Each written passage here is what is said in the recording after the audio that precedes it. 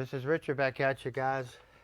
We got Greg's 94 4060E in the house, but it's not in a normal 94 vehicle. I'm not even sure what year it is. I just know it's a pickup. It's a total off-frame restoration. It's a really nice vehicle.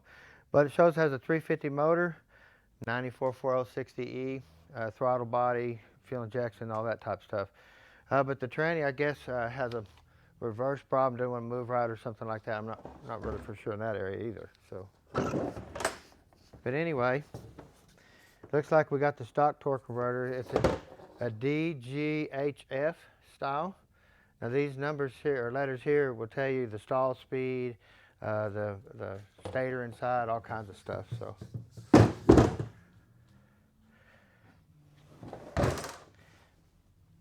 Oops, get the rags here.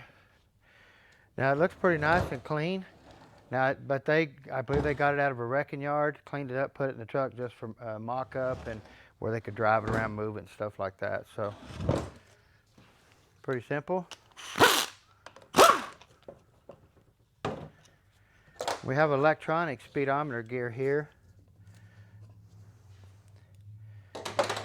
These are really hard to come by. You can see here how much crud they attract to the back of the sensor. Big old wads of it. Might even want to look for cracks, anything like that, cracks through here. But really? How'd you do that, Teresa? Already. That was Stuff on me. That was an accident. Yeah. That's a pretty shirt though. But Maco Tools. Not pretty. It's a work shirt. It's a pretty work shirt.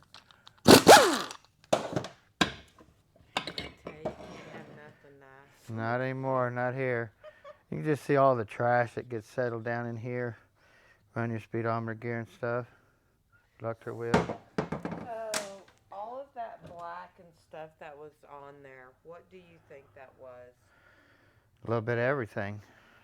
A little bit of everything. Clutch material, band material, whatever we find out when we take it apart. Even though if somebody pulls their transmission down and they say, oh, all my material's on my clutches, but there's a lot of like that in the pan. Then they could be missing a lot of material on their clutches. Whether they say it's all there or not. Right, yeah. They could be thinner. A clutch can look good and be, 5-6 thousandths thinner just from wear and stuff like that, and it's going to go somewhere. Now this is the seal that seals your yoke. Right through here, it keeps the fluid from coming through the splines and out the back of the yoke. Your overhaul kit will have, see if I see a 350 yoke laying anywhere real quick. You can actually, some of them will actually have it on the shaft and it'll seal right in here. This one here has it here, so it seals on the outer edge of it. Like that. But they do have some. The 400s are like this. There's actually a seal on the shaft and stuff here where you have a 400 yoke right here. You can see here. Now this seal here will be on the shaft. Slides on the shaft like that. So pretty simple. Some of the trannies will come in with these gone. You can put them on there. Some of them, this is a long one here. They actually do make a short one that's only about that long. So they make different variations of it too, so.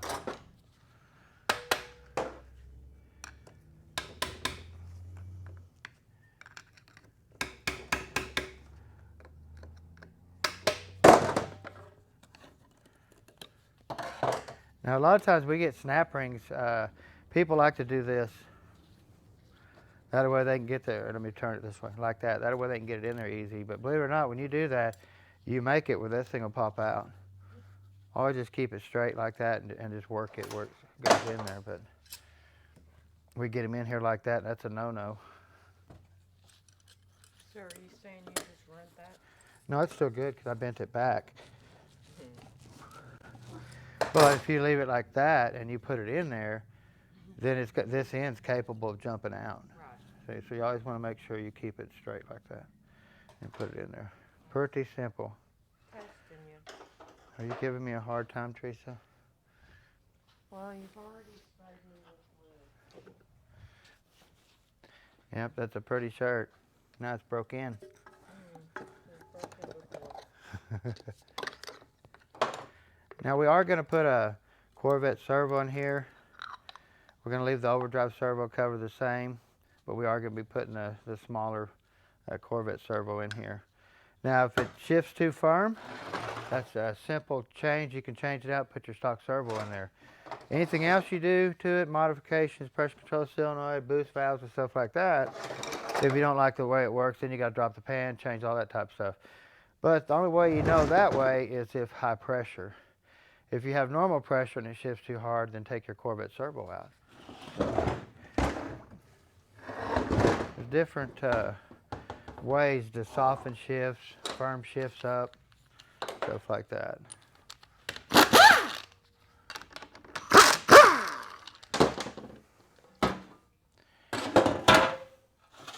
You can see our pan here.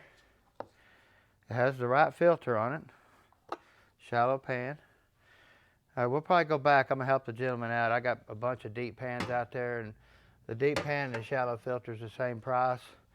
But since he wants to drive this thing to California and back and all that type of stuff, we want to give him a few extra quarts and stuff. And when he goes to change his filter, he'll know the year, 2002 Tahoe or something like that. Filter will fit right in there. So pretty simple.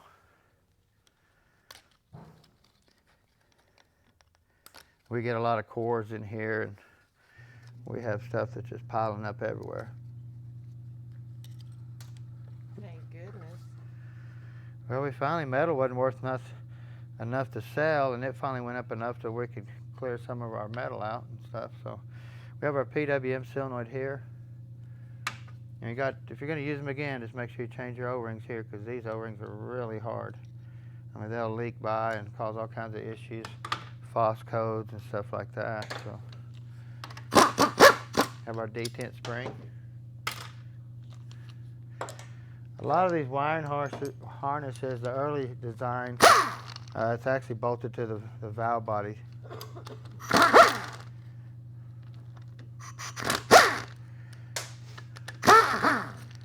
can see there, it was bolted there.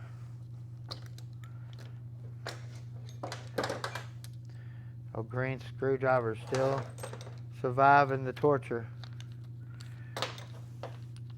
And then we'll have another one right here, which is an 8mm, which is a little bit longer bolt. But that way the harness doesn't flop around and stuff like that. It's tied up really nicely.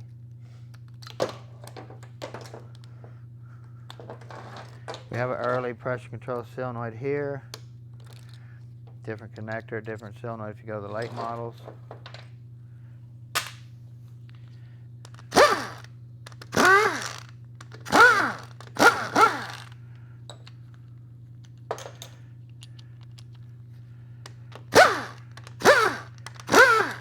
Of course, we have our pillow switch here. So they make an early and a late. The later style covers here. And they do make an early late style that has a cover too. So they just got problems with a lot of trash getting in here causing FOS codes and stuff.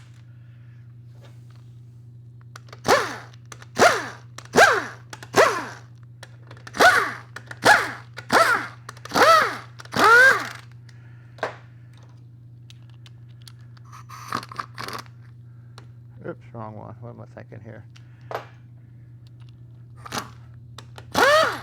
There we go. Got our 10mm bolts here, the longer ones. They're longer than our pillow switch ones that go up on top here. You can see the difference. And then we have our 8mm here. They're in between. We have our shorty. You only got two of them. Now just remember your 8mm long go in this little L shape right here. So pretty simple. Not all your 4L60Es will have this right here. Some of them won't have nothing, some will have a different version. To me, I guess that's to keep oil from splashing up on the dipstick tube when you check it. It's about the only thing I can think of what it's for. Your solenoids, you can just see how this is really loose. This one physically has a spring around it. Well, this one here doesn't. The valve just free floats back and forth, so you can really tell how loose that solenoid is because the seal is hard as a rock. You can see it's actually flush I mean, that's hard O-ring right there. Look at that, nothing. So that right there, that leaking by right there can cause all kinds of false codes. You might think the computer might think the solenoid's stuck or anything like that. And this one will be the same way. But it's got a spring behind the valve, so it kind of makes it feel tight. But it's not. It's just as floppy as the next one. But you can put it back in there just to keep it there. We'll look at our forward accumulator really quick.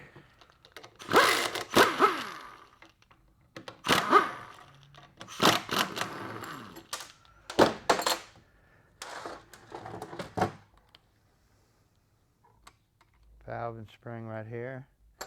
And then we have our accumulator spring and our piston and pin down here.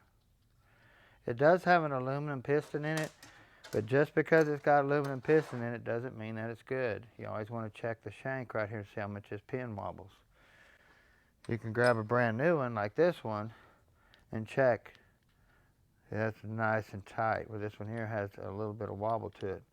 So if it wobbles here, it's the same thing as leaking around here. It'll leak here. Put a new seal, still leak here. So that's why you want to tighten that up right there too. Put a new seal, that way it's really nice and snug. Come in here and Scotch-Brite this up really good. That way your new seal has somewhere to run. Now on your lockup valve, let's look and see what we have here for a lockup valve and what we're going to do here.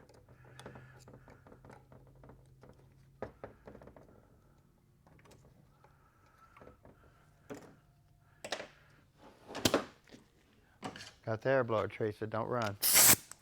Really? I'm going to blow this out real quick. Of course, it didn't come out. Let's see. Quick. Stuck? Yeah, it's stuck. Let's see if I can do it now. There we go. Part of it.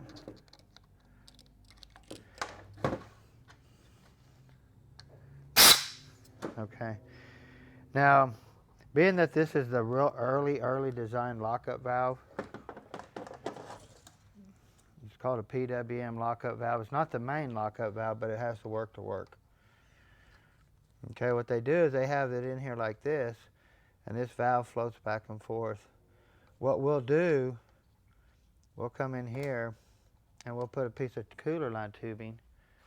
Excuse me, let's see if I have a small piece to kind of give you an idea.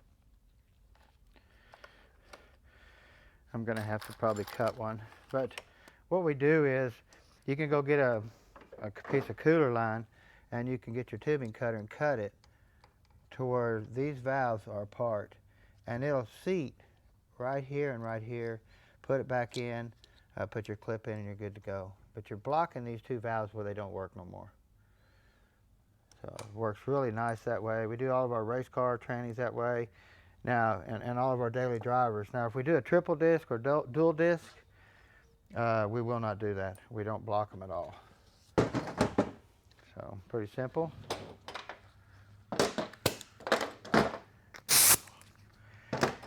And of course, we have our check bolts here. Some of them already rolled out. You just want to check your plate for any type of big wear right here. You can see the ball's been beating on it really hard. Almost beat this one plumb through. This one too. Same way here. So now we go back with it. We'll put a new plate in here, but when we go back with it, we'll be modifying some of the holes just to give it a little bit better shift than what it's capable of with a stock plate. I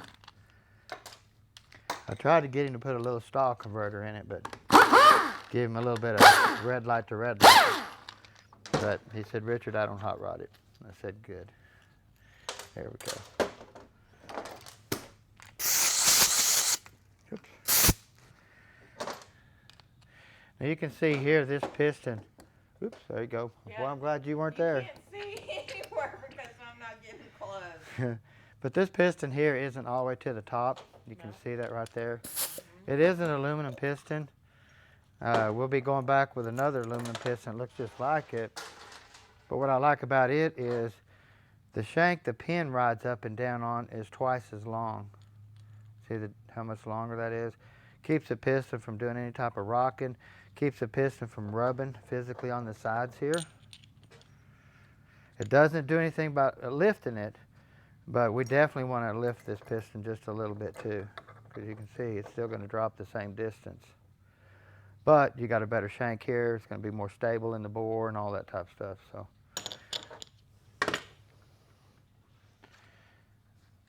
Now, if you got the repair pieces to repair these holes, if the plate ain't just wiped out like this one is, you can repair a single one or a double one. But this one here would take at least 3, 4 to really repair the plate very good. So.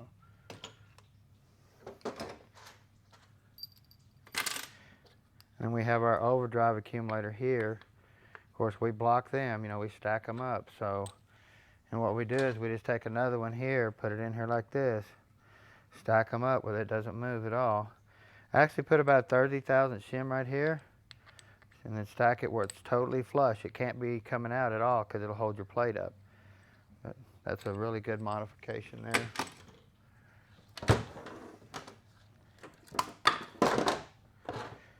You need a squeegee. Need a squeegee. Look for any fluid in your connector.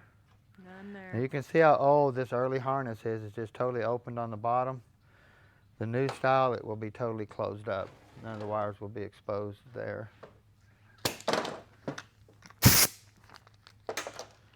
squeegee? Yes, I'm working on it. You scared to be? I'm gonna splash you. Well, you know, the shower cap, or the cap only goes down so far on my head. Yes. Somebody mentioned that. So we've already gone through probably 6 55-gallon drums of oil. I think we've got 3 left, actually we got 2 left. And Don out at Panhandle Performance Engines called and told me he had 3 out there I could come and get if he wanted. And what's good about him, when Don stores them, he don't store them outside. They don't get no water in them, no trash and stuff like that. So this is your park linkage here. You can see here when I turn the drive shaft, locks in. If you ever put it in park before you come to a stop and you hear this, that, you know you weren't stopped. That's a good sign. That's a good sign. But that's the noise you're hearing, that click, click, click, click. That's that rattling right there. And you can actually break that if you, couple more check balls there. Got a little bit of fluid leaking over here. See if we can't stop that real quick. A little noisy.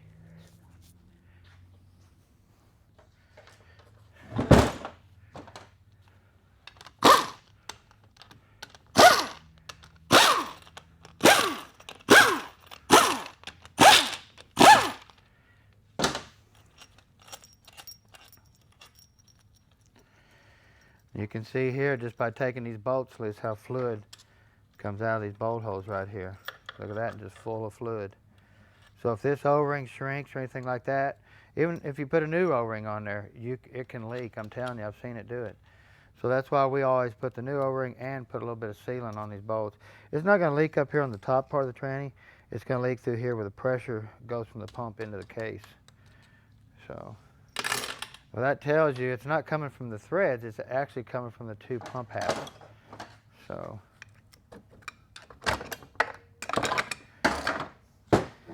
You can see here how the bolts are actually vented. Where any fluid gets in them, it'll come back into the case.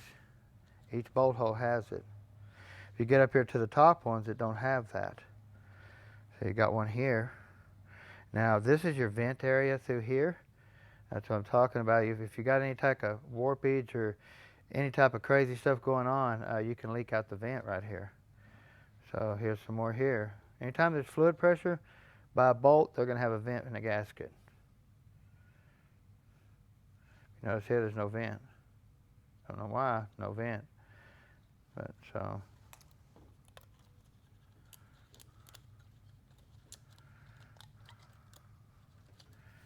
Kind of see it, how they look. But if you get, well, the only place that fluid could be coming from is from the 2 pieces right here leaking, cross leaking over just a tiny, tiny bit. Don't have to be much. That's why I was telling you. That's why we always silicone our vent area right next to our pressure control solenoid. I'll start that over. That's why we put a little bit of sealant by our vent area, by our pressure control valve. So if you notice right here, this is your vent cavity right through here. We always put a little bit of sealant right through here because right here is your line pressure. If it leaks over into here, and it can come out your vent right here. It's got a big hole to drain off, but I'm telling you, I've seen them leak out that hole right there and transfer out the vent hole right here. So we just put a tiny, tiny bit right here, put them together, flat file them really good, put them together, and we don't ever have no issues. We have never, put it that way, had an issue since. Change your bushings here and here. Your new sealing rings here. Check your stator for any type of wear down here. If you get any bushing wear here, your input shaft can rub down through here and mess up your stator. Of course, you want to look here. This pumper looks really nice. Of course, we'll update this to a 13 vein pump. It's just got a 10 vein in it now. So we'll be getting rid of that. Putting a new slide, stuff like that. Our pump kits we buy come with every piece except the pivot pin and spring. It'll come with this, it'll come with this slide here, but it will not come with the pin or the spring down in here. And this pin is really critical. We see them wearing on one side or the other. You can see it right there. So if that's wore, it has this cocked any type of way. And really where we see these wear out mainly is a lot of times is through this area through here too. Let's see if you can kind of see it. Right here, even, you can start to see it picking up just a little bit right here. You don't ever see it through here. It's always right there for some reason. It's on the farthest away from the pin, so if your pin's wore, it's going to lift up on this end here. Plus your spring is in here. I mean, your dual slide spring too. So there's different things that can cause that wear coming.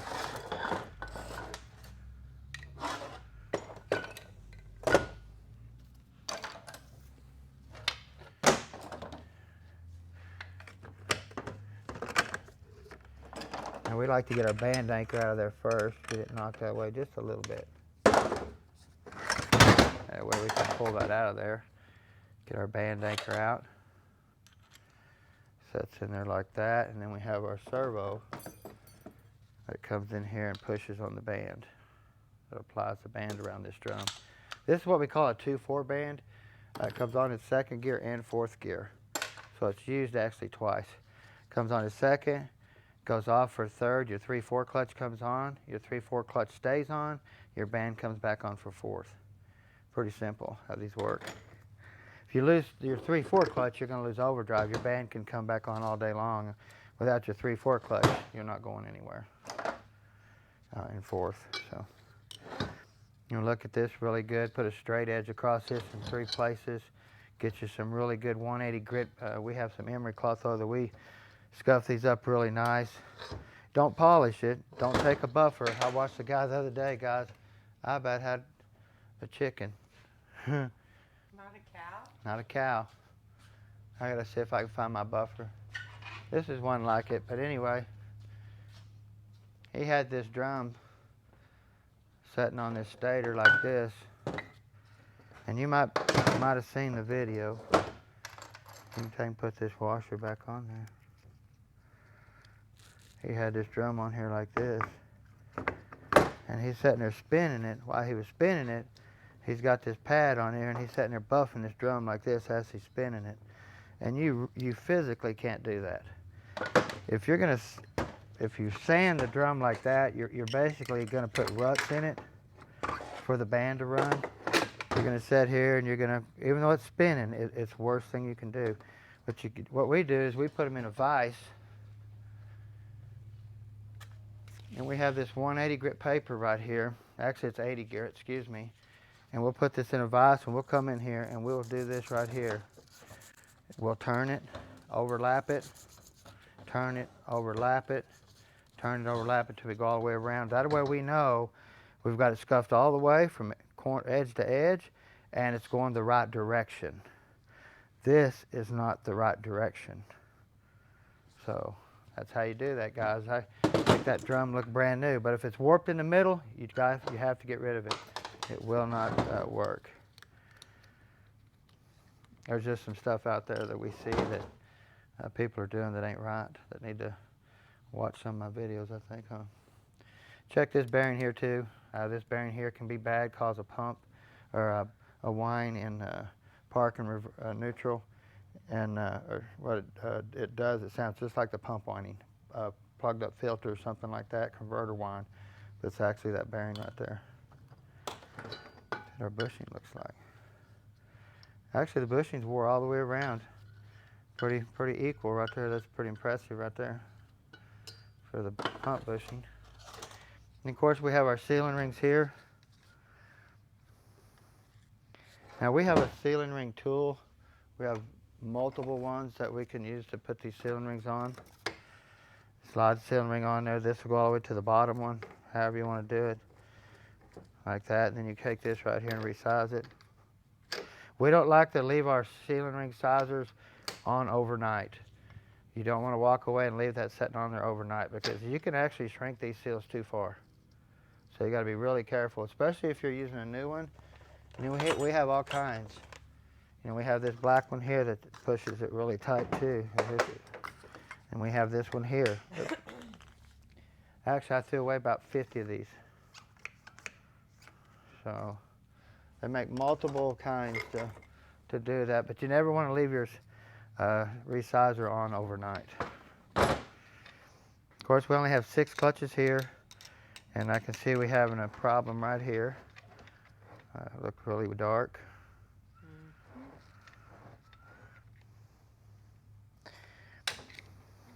Now, even though this gentleman, he's not going to be hot rodding it or anything like that, we still want to put a wide band, a Z-pack, and all that type of stuff in here. That way we just know that our unit's not going to come back.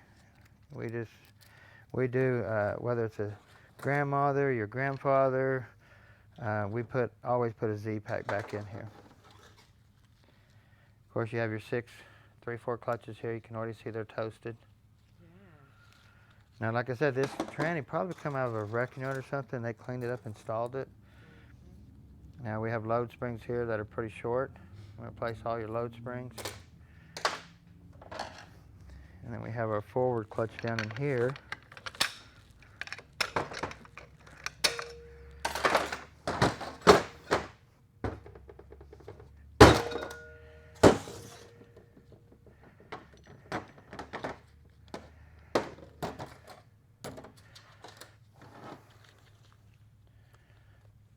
So your engine brake clutch and then your forward clutch. Still looks pretty decent.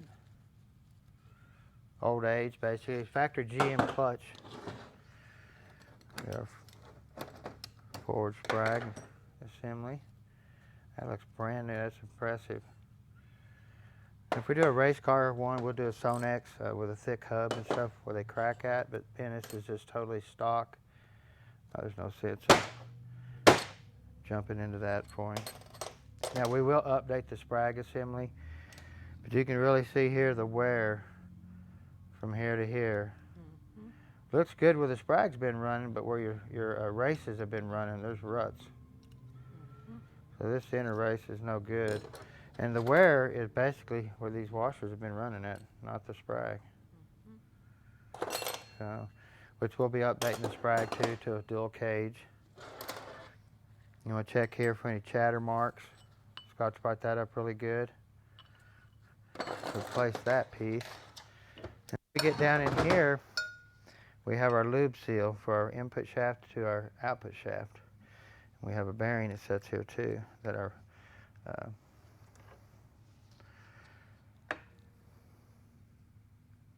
so pretty simple. Now, a lot of these, now, depending on what year, you got to be careful. If this comes out with a real hard plastic one, they changed the hole in the end of this output shaft here. They moved it, so you got to be really careful. Now, also here, you can start to see quite a bit of wear on the drum. Oh, yeah. And that's because of this bevel plate right here gets to dancing around too much in reverse clutch. And that's where you see this. It's not the steel, It's the bevel plate itself doing it. So it's something you got to look in the drum, see if there's any wear down in here, anything like that, and just see, figure out what's happening here. But we see that a lot right here on the end. Yeah. So replace that drum too. It's amazing when you start tearing these down what you have to replace. That's why it's hard to go, hey, I need a quote on a transmission. Sometimes it's pretty tough to do it, especially nowadays because parts have just skyrocketed, for one. And Disappeared if you can find them. yeah. Or they've get off there. They've drove them plumb into the ground where there's nothing left. Two. Try to catch it. Another snap ring right here.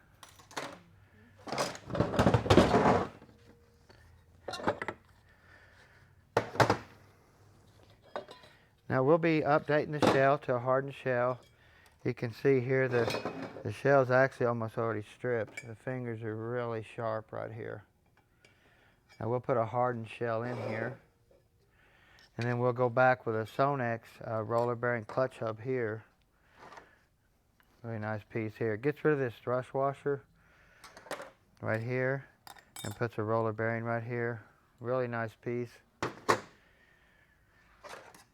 That way, actually, they added the tow haul button when they added the bearing because it just doesn't like towing in fourth gear and knocks this thrust washer out right there.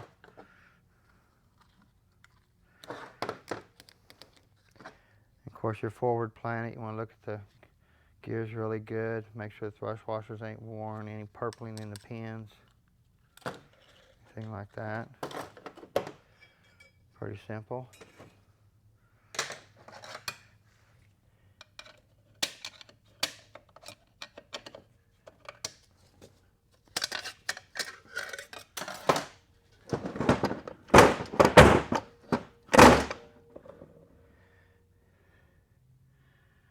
A little bit of casing, but not bad, but it's bad enough to make it tight to get out. I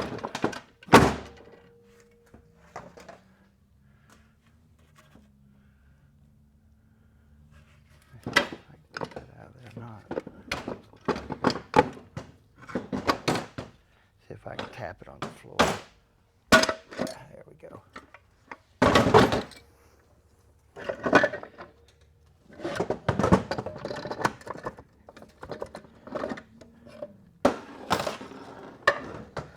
Not wanting to be nice. There we go.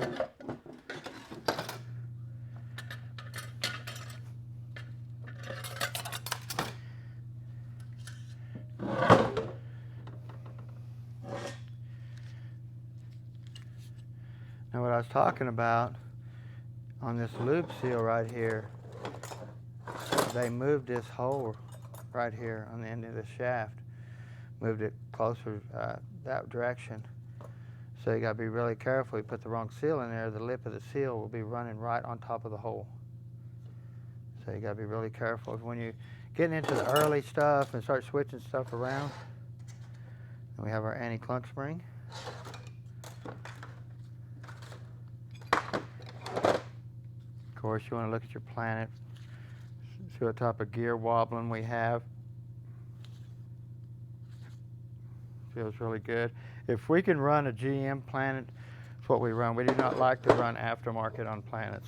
So we've learned our lesson on that before, haven't we, Teresa? Mm-hmm. Of course, we have our low reverse clutch here. Looks pretty smoked too. You can see, actually, you can just see where the material is falling plumb off. Got a lot of clearance in here. I guarantee the seals on the piston down the bottom is going to be hard as a rock. I'm going to look at your sun gear. We replaced 90% of these too. You can put a wide bushing in here. That too. So always replace your case bushing here in the back. If this check ball is missing, who cares? Just leave it out. You don't have to try to find a puck and put it back in there. You're not going to notice any difference. try to look down this case and see if we have a ton of wear. We just got a little bit of wear, not much at all. I think it'll still be okay. Looks really good, actually. So, another 4060E, guys. Step in the fluid and track it. I hear you, Teresa. Got you covered. Well, you know, we definitely want to thank you for videoing, Teresa. We really appreciate you always. Guys, don't forget to subscribe and go push that notification bell. That's where it's at, that notification. That way, when we post a new video, you'll get notified and stuff like that. So the bell is really important, because we've had a lot of people calling us and saying, hey, Richard, we're not getting notified anymore. We're having to go back and resubscribe, push the notification bell. So I really don't know what's going on, but we're noticing that is going on. So don't forget to subscribe again. We want to thank you guys for watching, and you have a great Tuesday.